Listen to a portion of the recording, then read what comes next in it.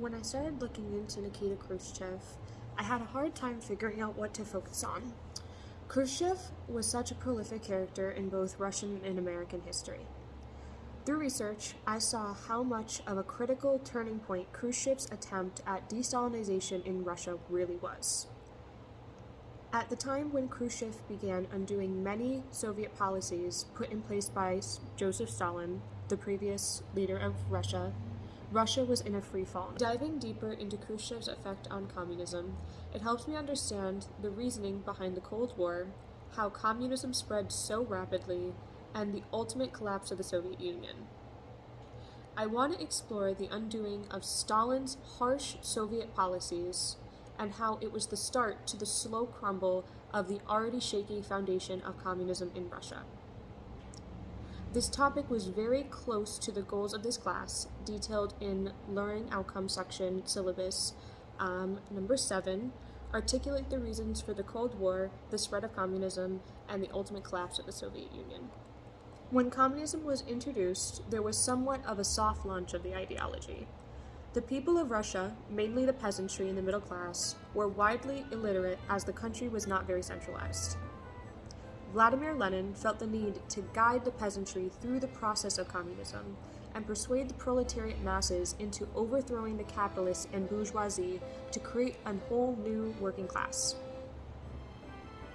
Since this is a brand new ideology, and Lenin had no clear approach in reference to his writings, Lenin's ideas alluded to the development habits that would gradually make political representation unnecessary, as the radically democratic nature of the Soviets would lead citizens to come to agree with the representative styles of management. And that is directly from the State and Revolution from Vladimir Lenin. Essentially here, Vladimir Lenin is saying that they are gradually exposing their citizens to communism. Eventually, they would end up agreeing to the structure. This was a very different language from the opposing hard communism that was exhibited by Stalin in the coming years.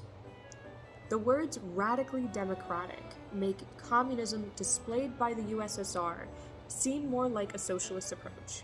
When you hear the word democracy, you automatically equate that to a system of government led by a whole population, by the people for the people.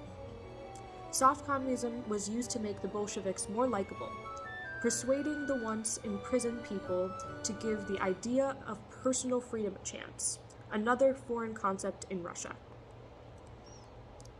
In order to get this movement off the ground, Lenin had to lean in slow with communism. If he immediately came in and pushed hard with harsh policies and laws, there would be little reciprocation given. Joseph Stalin ruled over the USSR with an iron fist from 1922 to 1953. Stalin was ruthless, especially in the sectors of human rights. The Gulag system was a forced labor network monitored by the Soviets and was heavily used by Stalin's government as a way to promote fear and obedience among citizens. Hard communism created a horrible morale. Stalin even created a concept called show trials that lasted until 1938. These show trials were meant to deter individuals from opposing the Soviet regime. These trials decimated upwards to 14 million people in Russia and surrounding areas. Some of Joseph Stalin's most atrocious acts were committed in the middle of his rule. Stalin also organized one of the biggest mass famines in human history, called the Holodomor. As Stalin aged, he became more and more paranoid, killing everyone he thought was against him or the state. His cabinet members lived in fear until his death. Stalin's version of communism did not work as anticipated due to the rapid time frame. After Stalin's death, there was still worry that the next person in succession would be, and if they were, worse than Stalin. Khrushchev loosened the reins of communism once again, allowing tourism between countries, amending foreign relations that were once tarnished by Stalin, and opened the Central Committee to the public, which was never done before. He started by freeing millions of the remaining peasants from the work camps that were created under Stalin. This eased the political atmosphere and helped restore unity to the Russian people once again. Khrushchev wanted his people to want communism rather than to be forced into it. He wanted to coax the people to be part of the government. Khrushchev even vowed to be stronger than America by opening up thousands of acres of land in Siberia and creating more jobs for the Russian people. Unfortunately, this was not successful due to the climate and terrain of Russia. After Khrushchev de-Stalinized, it seemed to be renownedly agreed that the undoings of Soviet harsh policy. After Khrushchev de-Stalinized, it seemed to be renownedly agreed that the undoing of harsh Soviet policies was the only way to advance the country any further, and this iron fist that Stalin was once ruling with did nothing to benefit the country. After researching Khrushchev's early life and his presidency, you can hypothesize that Khrushchev was the first catalyst to the fall of communism. The influence of Khrushchev's Thaw was the start of the domino effect of events that led to the fall of communism. Khrushchev began to remove any repressive policies created by Stalin to allow some degree of freedom of information. Khrushchev's Thaw and de-Stalinization were the essential part of what led to the fall of communism due to the complete cleanse of the Stalinized culture and policy. Unlike other previous leaders of the USSR, Nikita Khrushchev came from peasantry. His grandfather was previously in serfdom and was serving under the Red Army. Khrushchev worked as a pipe fitter in a factory during World War I and was active in workers' organizations before his political career.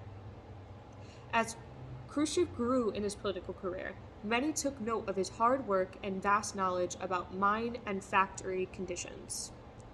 Khrushchev directly oversaw Ukraine after its third and final famine in 1947. During this time, he was able to see firsthand the poor planning the Soviets had done agriculturally, and the scarcity of food and resources was glaringly clear. Khrushchev was a loyal member of the Bolshevik Party and Stalin's right-hand man. He still went forward with denouncing him. This occurred in 1956 at the 20th Party Congress of the Communist Party of the Soviet Union.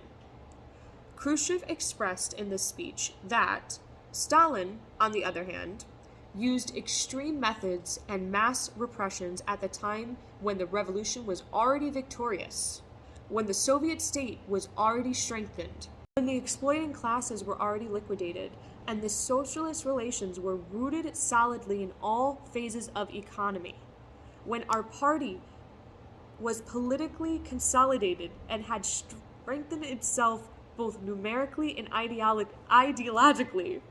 It is clear here that Stalin had shown a series of cases in his intolerance, his brutality, and his abuse of power. Instead of proving his political correctness and mobilizing the masses, he often chose the path of repression and physical annihilation, not only against the actual enemies, but against individuals who had not committed any crimes against the party and the Soviet government. Here we see no wisdom, but only demonstration of the brutal force which once was so alarmed by Vladimir Lenin. Directly from Khrushchev in his secret speech in 1956. De-Stalinization occurred over the course of Khrushchev's rule until the end of his premiership in 1964. The undoing of Stalinist policies left room for reform or personal freedoms such as reading or enjoying film. Khrushchev gave his people a whole new collection of media to use at their own volition. The long-term impacts need to be researched more from what is seen, but through Khrushchev's Thaw, the people of Russia could see that they deserved some semblance of freedom, and later predecessors like Mikhail Gorbachev would similarly implement policies. Policy reforms that were exhibited by Khrushchev included reducing corruption within the cabinet and bringing the end to malpractice within the government. Khrushchev was very focused on fixing the agriculture sector, encouraging many small collective farms that were set up during Stalin's rule to combine and become more efficient producers, larger farms. Khrushchev also made a point to try to educate the masses, as most had not had the opportunity due to either being sent to a gulag or not being able to pay school fees. Khrushchev eliminated school fees and also increased the length of public education by a year. These policies, created by Nikita Khrushchev, changed the course of the Soviet Union as we know it. Without denouncing Stalin and his harsh policies, Russia would have been worse off economically and potentially isolated from the rest of the world. Some key events that can be considered is Khrushchev's denunciation of Stalin. Two of these were separate events in the process of desalinization. First, in 1956, was the removal of Stalin's body from Red Square, and second was the renaming of the capital from Stalingrad to Volgograd in 1961, both separate meetings. In doing this, Khrushchev set a precedent that Stalin would not be worshipped for his crimes. Some factors that can be considered in Khrushchev's decision to erase Stalin's legacy was when he came into power. Khrushchev was coming into power during a time of extreme fear, as Stalin had previously ruled with an iron fist. In order to get the backing of the people, Khrushchev would have to restore some rights as citizens. This event was cemented in history by removing Stalin's body from Red Square to the National Soviet Cemetery and renaming Stalingrad to undo some damage that previously was caused. Some may have differing opinions about Khrushchev's Thaw, but the main argument put forth in these sources is that while denouncing Stalin and trying to deconstruct his cult of personality, Khrushchev was also creating his own. Americans had a different view of desalinization and saw it as reason for the Soviet Union to flourish rather than the undoing of inhumane policies.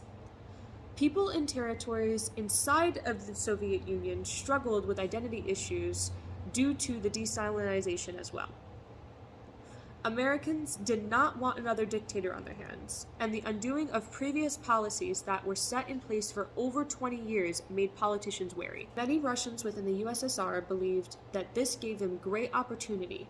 Writers and composers such as Anna Akhmatova and Mikhail Zoshchenko were both brought back into Russians' public eye. In Khrushchev's Thaw, many Russians were able to get a sense of autonomy and identity back.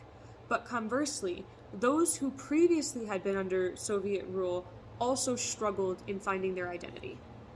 There was a lot of opposition seen in the outskirt territories of the USSR. This opposition was in events in the form of protests or riots. 1956 was the year of contention, as Georgia, Poland, and Hungary were all protesting for their independence from the USSR.